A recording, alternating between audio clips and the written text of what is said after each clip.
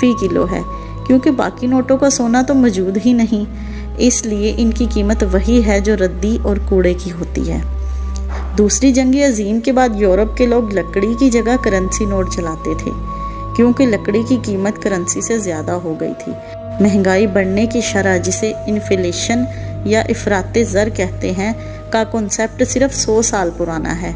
एक मुर्गी की कीमत फ़िरौन के दौर में 2 दरहम थी, जो कि 19वीं सदी के आखिर तक 2 दरहम ही रही। अगर हम गौर करें तो आज भी इसकी कीमत 2 दरहम ही बनती है, मतलब 0% इन्फ्लेशन।